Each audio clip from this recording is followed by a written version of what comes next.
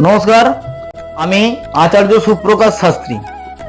অনেকেই বলেছেন তাদের সন্তান নিয়ে সমস্যা এবং সন্তান প্রাপ্তিতে বাধা হচ্ছে এবং বহুদিন চেষ্টা করছেন কিন্তু সন্তান প্রাপ্তি হচ্ছে না। সেই মায়েরা খুব দুঃখে জীবনযাপন করছেন।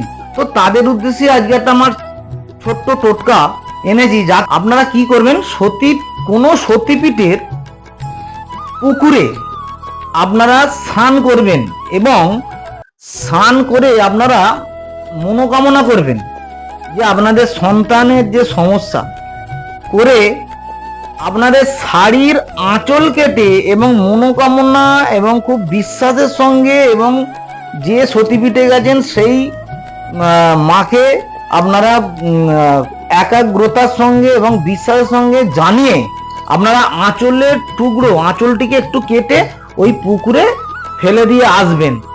দেখবেন এতে আপনাদের উপকার হবে।